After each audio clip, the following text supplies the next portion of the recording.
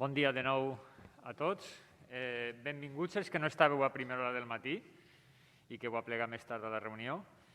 I benvinguts també, honorable consellera, excel·lentíssim i magnífic rector, a l'acte. Jo, al llarg del matí, he pensat diverses vegades què comentar en aquests moments perquè estaven en una situació en la que ni anaven a inaugurar i és massa pronte per a treure conclusions. Han aparegut al llarg del matí idees molt interessants.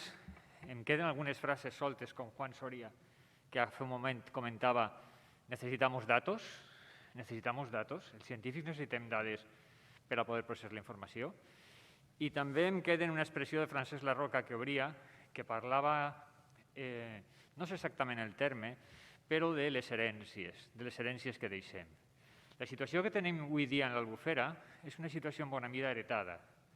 És una situació heretada d'unes condicions de desenvolupament molt ràpid i que no tinguen en compte els aspectes ambientals, que deixa un creixement urbà i industrial que genera un impacte terrible sobre l'ecosistema palustre. Sabeu que estem en un estadi d'hipereufòria des de fa 40 anys aproximadament, llevat de 2 dels últims anys.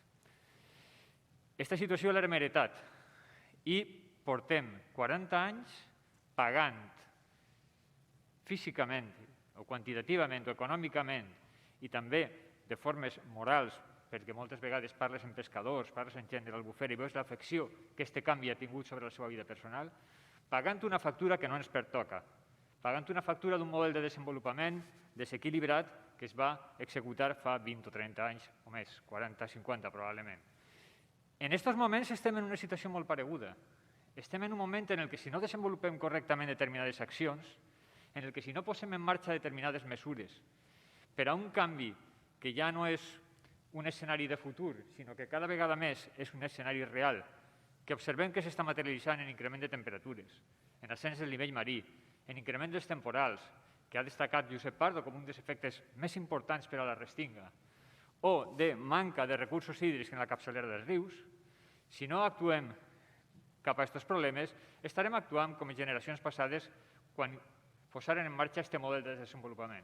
Estarem deixant un llegat terrible per a les generacions que ens segueixen i que venen d'immediat. En la qual cosa, el missatge que jo crec que hem de llançar, que estem llançant, i en el que, en certa manera, la comunitat científica no té dubtes, és que estem davant d'una situació d'emergència i que és necessari actuar. I que la manera d'actuar és tindre aquestes reunions de manera sovint per a poder compartir aquestes impressions, per a poder compartir els treballs de recerca i per poder identificar les necessitats. Necessitats de financiació d'investigació científica i necessitats de monitorització per a poder observar els canvis que s'estan produint. Dit tot això, que és el que no pensava dir, ara sí que vaig a comentar el que pensava dir, que és simplement un agraïment a la Conselleria per l'aposta que ha fet per aquesta comissió científica des del minut 1.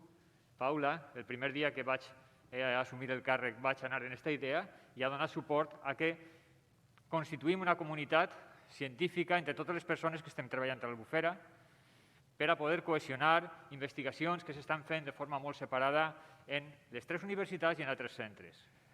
Gràcies a la Conselleria també per tot el suport logístic a aquesta reunió, també des del minut 0 en el qual la vam proposar i per desatascar problemes quan els hem tingut en els últims dies. Gràcies a la Càtedra de Canvi Climàtic. El seu director no ha pogut estar presencialment amb nosaltres, però ha estat este matí online i està Celsa Monrós entre nosaltres, pel suport que també ha donat a l'organització de la jornada, també al Centre Valencià d'Estudis del REC, pel suport material i de capital humà a l'organització de la reunió, i a la Universitat Politècnica per acollir-nos, però bueno, estant a casa és probablement una redundància fer-ho.